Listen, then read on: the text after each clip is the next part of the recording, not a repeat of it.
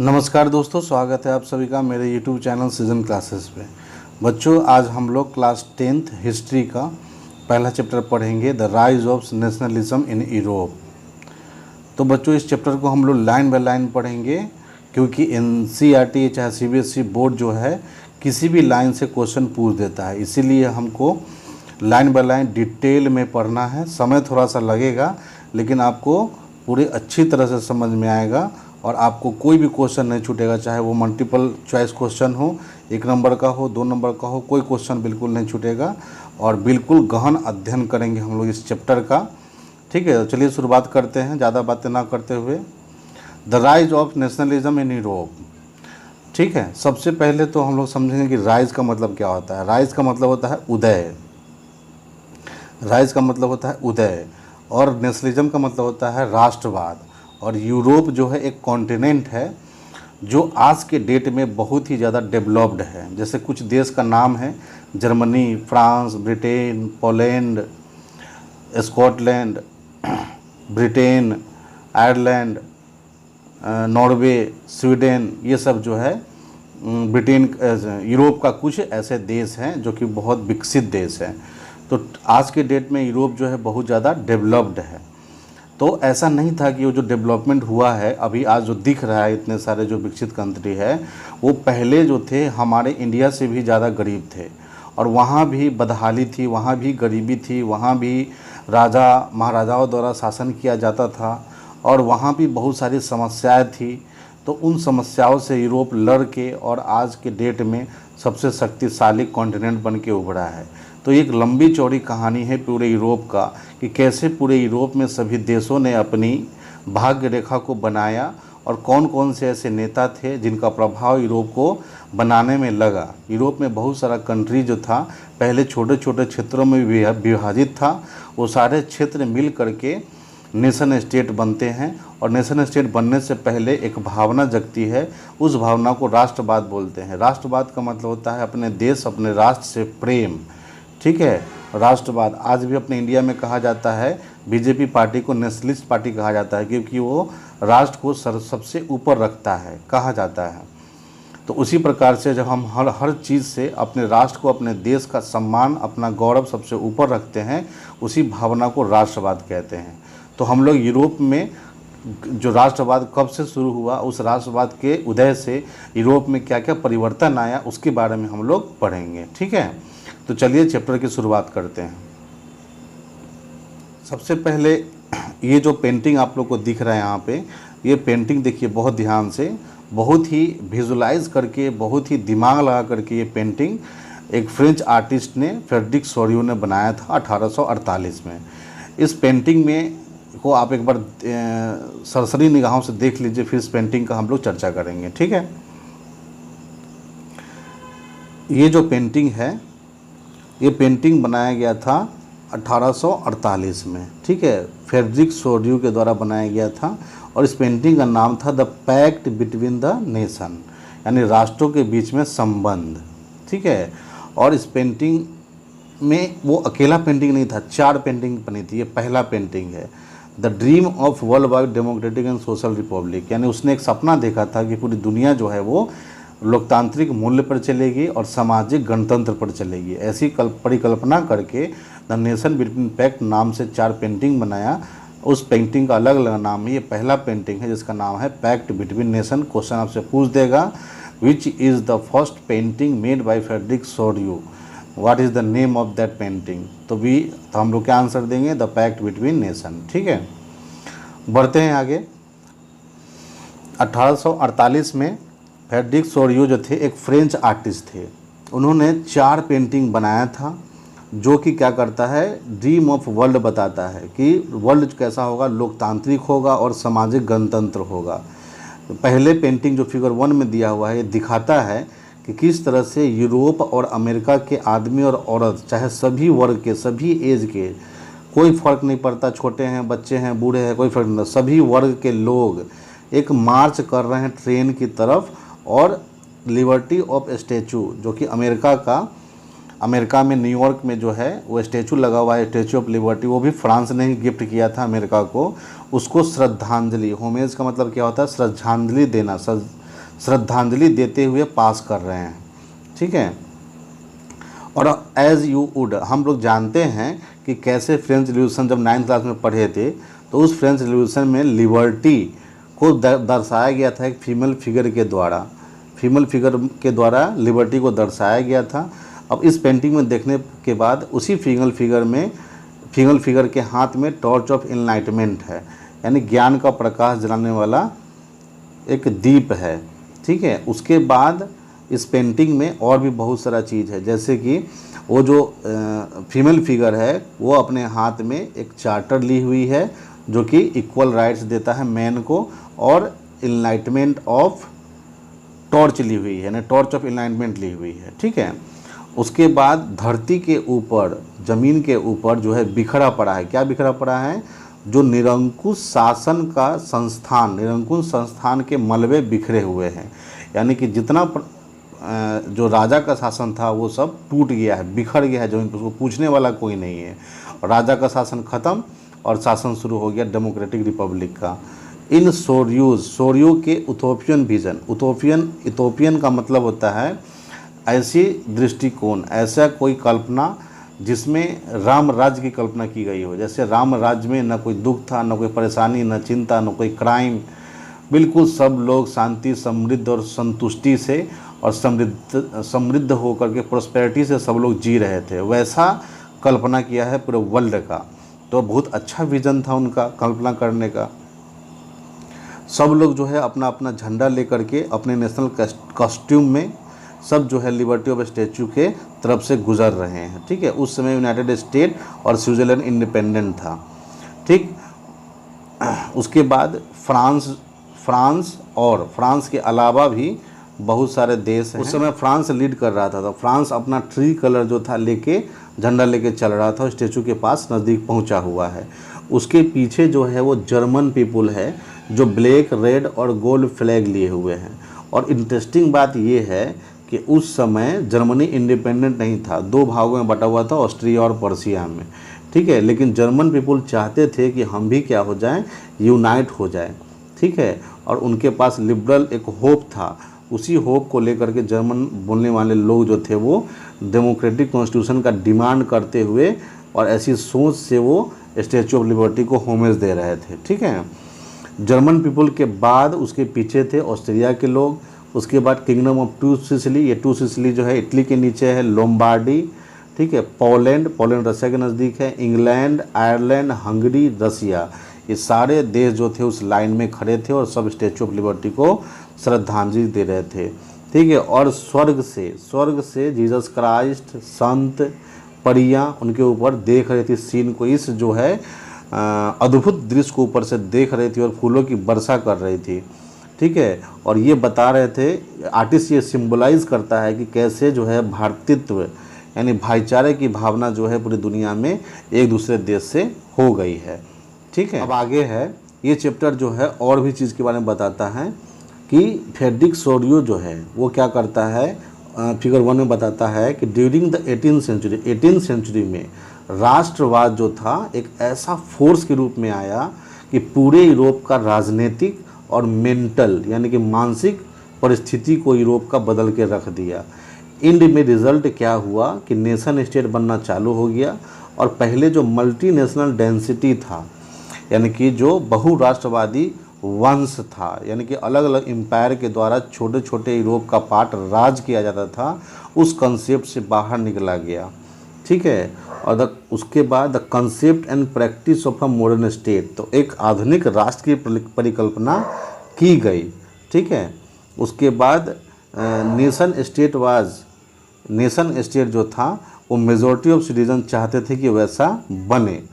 उसके बाद कॉमननेस की भावना लोगों में बढ़े, अपने इतिहास और अपने पूर्वजों का जो वीर गाथा है वो सुन करके और एक राष्ट्रवाद के एक बंधन में बंध जाए और याद करे उन स्ट्रगल को जो हम लोगों ने साथ होकर के लड़ा था और कॉमन पीपुल भी ये याद रखे। ठीक है, तो इस चैप्टर में this chapter will look at the diverse process through which nation state and nationalism came into being in 19th century Europe। इस चैप्टर में हम डाइवर्स प्रोसेस पढ़ेंगे, यानी कि विभिन्न प्रकार की प्रक्रिया पढ़ेंगे कि कैसे राष्ट्र नेशन स्टेट का निर्माण होता है और नेशनलिज्म कैसे यूरोप की रूपरेखा को पूरा बदल देता है। ये था आपका फर्स्ट जो फ्रेडरिक सोरियो के द्वारा जो बनाया गया था पिक्चर, और उसका उटोपियन विजन था। उस विजन के अनुसार यूरोप की जो हालात है, मानसिक और राजनीतिक अवस्था जो है, सामाजिक अवस्था है, उसका परिवर्तन रूप राम राज्य जैसी व्यवस्था को देखा और वर्ल्ड के सारे जो देश हैं वो नेशन स्टेट बन के वहाँ पे कॉन्स्टिट्यूशन डेमोक्रेटिक रिपब्लिक बन गया, और बनने के बाद सभी भाईचारा बंधुत्व के साथ रहना शुरू कर दिए। ये विज़न था और पिक्चर के माध्यम से यही बताना चाह रहा है फ्रेडरिक सोरियो। और आगे चल के भी ये हुआ, लेकिन ये हुआ तो कितना लंबा चौड़ा प्रोसेस लगा, और उसी प्रोसेस को इस पूरा चैप्टर हम लोग पढ़ेंगे। यूरोप के अलग अलग देशों में कौन कौन सी क्रांतियाँ हुई और किस क्रांति से यूरोप का इतना ज़्यादा उद्धार हुआ। ठीक है, इसमें कुछ वर्ड है, जैसे एक है प्लेबिसाइड। प्लेबिसाइड का मतलब होता है कि एक छोटा सा ऐसा रीजन जहाँ पर कोई निर्णय अगर लेना है तो जनता से पूछ के लिया जाता है। तो जनता से वोटिंग करा करके कोई निर्णय ले लिया जाएगा छोटे क्षेत्र में, तो प्लेबिसाइड है। जैसे भारत इतना बड़ा देश है तो यहाँ तो हो नहीं सकता है, क्योंकि सारे लोगों को एक साथ नहीं बैठा सकते हैं, लेकिन स्विट्ज़रलैंड ऐसा देश है जहाँ पर प्लेबिसाइड प्रैक्टिस किया जाता है। ठीक है, हम लोग पहले पार्ट में, और पहला पार्ट आज हम लोग ख़त्म कर लेंगे। क्या इसमें बोल रहा है? The French revolution and the idea of nation, यानी कि हम लोग को थोड़ा सा 9th का भी याद रखना है कि फ्रांस की क्रांति हम लोगों ने फर्स्ट चैप्टर पढ़ा था 9th में। तो फ्रेंच रेवोल्यूशन से कैसे एक राष्ट्र की विचारधारा पनपी। ठीक है, तो फ्रांस की क्रांति leads to a identification of a nation, तो वही पढ़ना है इसमें। तो पहले the first clear expression of nationalism came with the, तो पहला जो साफ एक्सप्रेशन था नेशनलिज्म का वो फ्रेंच रेवोल्यूशन से ही आया 1789 में। देखिए, ऐसा नहीं है कि फ्रेंच रेवोल्यूशन ही सबसे पहले हुआ, इससे पहले भी ग्लोरियस रेवोल्यूशन हो चुका था 1668 में, जो कि ब्रिटेन में हुआ था, जिसको ब्लडलेस रेवोल्यूशन कहते हैं। मोनार्की से पावर छीन करके पार्लियामेंट्री गवर्नमेंट के पास आ गया था। संसद का निर्माण हुआ था ब्रिटेन में 1668 में। उसके बाद दूसरी क्रांति हुई 1775 से 1783 के बीच में। ठीक है, तो 1783 में अमेरिका ने अपने ब्रिटिश के खिलाफ लड़ाई लड़ी, क्योंकि ब्रिटिश ने 13 उपनिवेशवाद पे कब्जा कर रखा था, उससे आज़ादी मिली थी, है ना। ट्रीटी ऑफ पेरिस जब साइन हुआ था 1783 में, तब अमेरिका आज़ाद हुआ। तो ये दो क्रांतियाँ हुई थी। उसके बाद जो है 1789 में फ्रेंच रेवोल्यूशन हुआ, क्योंकि अमेरिका और ब्रिटेन जो है वो अटलांटिक ओशन के उस पार है और यूरोप इधर पड़ता है, तो ज़्यादा असर हुआ नहीं। लेकिन फ्रांस जो है वो यूरोप का बीचों बीच में है, और इसीलिए फ्रांस में जो भी कुछ घटना होता था उसका असर पूरे यूरोप में होता था। इसीलिए फ्रेंच रेवोल्यूशन बहुत ज़्यादा इम्पोर्टेंट हो जाता है यूरोप में इतनी सारी क्रांतियाँ लाने के लिए। ठीक है, तो मेटरनिक एक ऐसा ड्यूक मेटरनिक जो प्रिंस था ऑस्ट्रिया का, वो बोलता था कि जब फ्रांस सीखता है तो पूरे यूरोप को सर्दी आ जाती है, यानी कि फ्रांस में जो भी कुछ घटना होता है उसका असर पूरे यूरोप पर पड़ता है। तो फ्रांस जो है हमें याद होगा कि फुल फ्लेज टेरिटोरियल स्टेट बन गया था 1789 में। वहाँ पर एब्सोल्यूट मोनार्की लुईस 16 था जब फ्रेंच रेवोल्यूशन हुआ था। ठीक है, फ्रेंच रेवोल्यूशन जो हुआ उसके बाद क्या हुआ कि मोनार्की से पावर हट करके संप्रभुता में आ गया, यानी कि देश का अपना शासन, अपना संविधान, अपना झंडा, अपना रूल रेगुलेशन, सारा कुछ। ठीक है, इस तरह से एक नेशन स्टेट बना और उसकी डेस्टिनी तय हुई, यानी उसका जो है नियत वो तय हुआ, भाग्य तय हुआ। शुरुआत में फ्रेंच के जो क्रांतिकारी लोग थे उन्होंने बहुत सारा कदम उठाया ताकि फ्रांस के लोग कलेक्टिवली एक साथ हो जाए। ठीक है, तो फ्रांस के जो लीडर थे उन्होंने ला पार्टिए यानी बोला कि ये हमारा फादरलैंड है, हम लोग मदरलैंड बोलते हैं, वो लोग फादरलैंड बोलते हैं। ले सिटियोन यानी सभी नागरिक बराबर है, सबको सिटीजन कहा जाएगा। ठीक है, और सबको इक्वल राइट दिया जाएगा कॉन्स्टिट्यूशन के अनुसार। ये फ्रेंच रेवोल्यूशन के तहत तय हो गया था। एक फ्रेंच फ्लैग बनाया गया तीन कलर का, और उससे पहले जो रॉयल स्टैंडर्ड था उसको हटा दिया गया। स्टेट जनरल जो था वहाँ का उसका नाम बदल कर रख दिया गया नेशनल असेंबली, और जनता उसको चुनती थी, एक्टिव सिटीजन जो थे सो। एक नया राष्ट्रगान को कंपोज किया गया, कस्में खाई गई, ठीक है, और जो शहीद हुए उनको बहुत प्रेज मिला, उनकी प्रशंसा की गई, ठीक है। उसके बाद एक सेंट्रलाइज एडमिनिस्ट्रेशन सिस्टम बना और बहुत सिटीजन के लिए फिर कानून बना। तो फ्रांस रेवोल्यूशन का ये सब डेवलपमेंट है कि फ्रांस में क्या क्या हुआ, ठीक है। उसके बाद सभी के लिए यूनिफॉर्म लॉ बनाया गया, सभी नागरिकों के लिए। उसके बाद इंटरनल कस्टम ड्यूटी जो था, जो आंतरिक जो कस्टम ड्यूटी बहुत सारा लगता था ट्रेड पर, इंपोर्ट एक्सपोर्ट करने पर, वो सब ख़त्म कर दिया गया। यूनिफॉर्म सिस्टम लगाया गया वेट और मेजर का, यानी सब जगह एक ही प्रकार का नाप तोल का प्रयोग किया जाएगा, ठीक है। उसके बाद जो वहाँ की लैंग्वेज थी फ्रेंच लैंग्वेज, जो पेरिस में बोली जाती थी, वही वहाँ का कॉमन लैंग्वेज पूरे राष्ट्र का बन गया। क्रांतिकारी के पास ये मिशन था कि फ्रेंच नेशन को क्या करना है, डेस्पोटिज्म से, निरंकुशवादिता से पूरे फ्रांस नेशन को आज़ाद करना है, ठीक है। तो ये उनकी मेन एम था कि फ्रांस को डेस्पोटिज्म से आज़ाद करना है।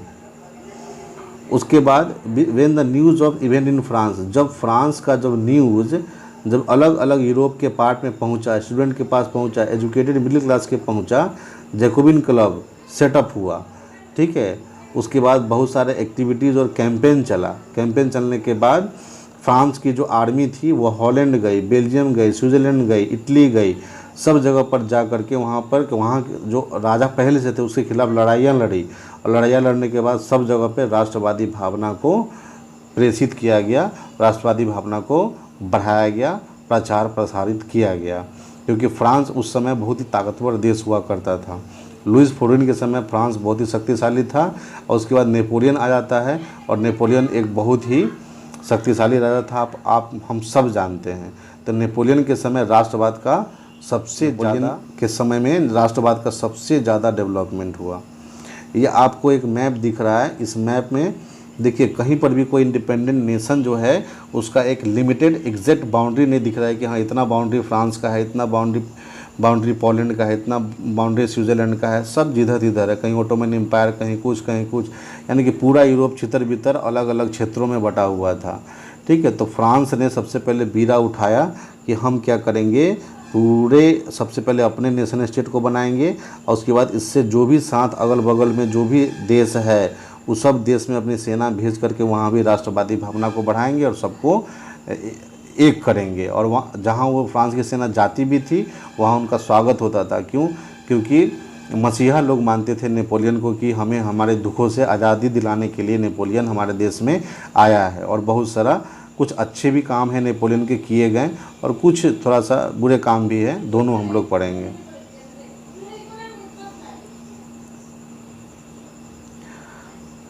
उसके बाद है with in the wide swathe of territory that came under his control. तो फ्रांस जब बहुत सारे देशों पर कब्जा कर लेता है तो नेपोलियन क्या करता है कि बहुत सारा रिफॉर्म करता है। वैसे फ्रांस में उसने पहले से बहुत सारा चीज़ इंट्रोड्यूस कर चुका था, और नेपोलियन ही था जो नेशनल असेंबली का जो रूल चल रहा था, और नेशनल असेंबली का रूल चल रहा था, उसके बाद डायरेक्टरी रूल चला, फिर डायरेक्टरी रूल को हटा के फिर से नेपोलियन वहाँ पे फ्रांस में मोनार्की ले आया। इसमें कोई शक नहीं कि नेपोलियन जो है वो डेमोक्रेसी का डिस्ट्रॉयर है फ्रांस में, यानी नेपोलियन ने डेमोक्रेसी को पुनः मार दिया। लेकिन मारने के बाद भी उसने बहुत ऐसा काम किया जो कि बहुत ही प्रभावशाली था, जैसे नेपोलियनिक कोड, जिसको सिविल कोड ऑफ 1804 बोलते हैं। तो नेपोलियन ने क्या किया कि जन्म के आधार पर, ठीक है, किसी को प्रिविलेज नहीं मिलेगा। ठीक, पहला, जन्म के आधार पर किसी को प्रिविलेज नहीं मिलेगा, कानून के सामने सब लोग बराबर रहेंगे, ठीक है, और राइट टू प्रॉपर्टी। तीन चीज़ बहुत इम्पोर्टेंट है। पहला, जन्म से किसी को कोई भी अधिकार नहीं मिलेगा। दूसरा, कानून के सामने सब बराबर हो, चाहे अमीर हो चाहे गरीब हो। और राइट टू प्रॉपर्टी, कोई भी आदमी पैसा कमा के कितना भी प्रॉपर्टी रख सकता है, और यही को कहा जाता है कोड ऑफ नेपोलियन, ठीक है ना, नेपोलियनिक कोड। उसके बाद यही अपना जो सिस्टम था उसने डच रिपब्लिक में, स्विट्ज़रलैंड में, इटली में, जर्मनी में, सब जगह पर भेजा यही चीज़। तो सब जगह पर भेजा और सब जगह से जो फेडरल सिस्टम था, सामंतवादी व्यवस्था थी, सबको ख़त्म कर दिया। ख़त्म करने के बाद उसने और क्या किया, और जो शहर में जो गिल्ड हुआ करते थे, गिल्ड मतलब ऐसे गिल्ड को व्यापारिक लोगों का ऐसा समूह जो किसी दूसरे आदमी को अपने गिल्ड में, अपने ग्रुप में शामिल नहीं होने देना चाहते थे, वैसे लोगों का जो गिल्ड था, जो सरगना था, उसको ख़त्म कर दिया। यानी सब लोग व्यापार कर सकते थे। ट्रांसपोर्ट और कम्युनिकेशन सिस्टम को सुधारा। पीजेंट्स, आर्टिसियन, वर्कर और न्यू बिजनेसमैन, इन सब को भी बहुत राहत मिला। नेपोलियन के समय में सबको फ्रीडम मिला, जो गरीब से गरीब लोग थे उनसे फ्रीडम, इसीलिए नेपोलियन को बहुत अच्छा लोग मानता था, है ना। Businessman, small scale businessman, producer, सारे लोग जो थे सबके लिए यूनिफॉर्म लॉ बनाया गया। वेट और मेजर्स को स्टैंडर्ड किया गया, ठीक है ना। सबका नेशनल करेंसी जो था वो कॉमन कर दिया जाएगा। पहले तरह तरह की करेंसियाँ अलग अलग क्षेत्रों में चलती थी, है ना। एक्सचेंज ऑफ गुड्स, कैपिटल एक जगह से दूसरे जगह ले जाने में कोई भी अब फालतू का टैक्स नहीं लगता था। हालांकि जो एरिया जो था, है ना, जो फ्रेंच रूल के अंडर में था, वो उसका मिक्स मतलब कि आउटकम्स आया। जैसे कि शुरू में बहुत सारे जगह जैसे हॉलैंड, स्विट्ज़रलैंड, ठीक है, ब्रुसेल्स, मेंज, मिलन, वारसाई, इन सब जगहों पे फ्रेंच आर्मी गई तो उनको वेलकम किया गया, उनको पालनहार कहा गया, उनको मसीहा कहा गया।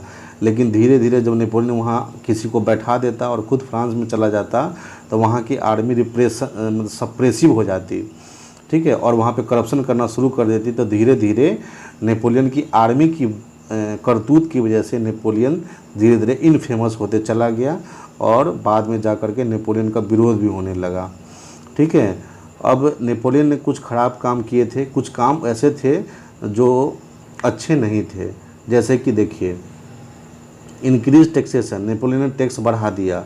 सेंसरशिप लगा दिया। सेंसरशिप मतलब होता है कि राजा के बिना परमिशन के कोई भी कुछ नहीं छाप सकता है, ठीक है। ज़बरदस्ती सेना में भर्ती करने लगा फ्रेंच आर्मी में, है ना, ताकि पूरे यूरोप को जीत सके। ये ज़बरदस्ती कोई सेना में भर्ती करे, सेंसरशिप लगा दे, टैक्स बढ़ा दे, तो ये सब बुरे काम ही माने जाएंगे, ठीक है। उसके बाद जो है ये सब जो काम किया उसने, रिप्रेसिव वर्क था ये सब, इसीलिए नेपोलियन इनफेमस हो गया। यहाँ पर आप एक फिगर देख रहे हैं, इस फिगर में देखिए कि ये जो है नेपोलियन का दिखाया हुआ है। 1813 में लेम्जिंग की लड़ाई हुई थी, उसमें नेपोलियन के खिलाफ ऑस्ट्रिया, पर्सिया, ठीक है, ये सब लड़ाई, रसिया, ये सब लड़ाई लड़ा था, जिसके कारण नेपोलियन जो है जितना क्षेत्र वो जीते हुए था वो धीरे धीरे करके उसके हाथ से निकलते चला गया, ठीक है। शुरू में तो बहुत पॉपुलर हुआ, लेकिन बाद में वो अनपॉपुलर होते चला गया। तो इसी तरह से नेपोलियन का डिक्लाइन हो जाता है 1815 के बाद। 1815 के बाद नेपोलियन का डिक्लाइन हो जाता है, ठीक है। नेशनलिज्म इन यूरोप, अब ये जो सेकंड पार्ट है हम लोग फिर अगले वीडियो में पढ़ेंगे। तब तक आप लोग जो है ये वीडियो 1 से 2 बार देखिए, और जहाँ आपको दिक्कत हो, कंसेप्ट ना समझ में आ रहा हो, कोई लाइन, कोई वर्ड, कोई सेंटेंस में दिक्कत हो तो आप कमेंट कीजिए। जहाँ तक हो सके मैं उसका सोल्यूशन आपको कमेंट के माध्यम से या वीडियो के माध्यम से ज़रूर बताऊँगा। और फीडबैक ज़रूर दीजिए, मेरा प्रयास कैसा रहा है ये ज़रूर बताइए, इसमें और क्या सुधार करने की ज़रूरत है वो भी बताइए, ताकि मैं और अच्छे से आपके सामने वीडियो लेकर के आ सकूँ। और आपको एसएसटी में मार्क्स 95 से ऊपर आना है, ये निश्चित है, और बिल्कुल निश्चित है अगर आपने वीडियो को सही से लगातार देखा है तो। ठीक है, फिर अगले वीडियो में मिलते हैं हम लोग। नेपोलियन की कहानी के से शुरू करेंगे और फिर आगे का पढ़ेंगे कि आगे यूरोप के अन्य भागों में क्या क्या परिवर्तन हुए। ठीक है, मैं विदा लेता हूँ, फिर मिलेंगे हम लोग अगले वीडियो में। तब तक के लिए अपना ख्याल रहिए, पढ़ते रहिए। बहुत बहुत धन्यवाद।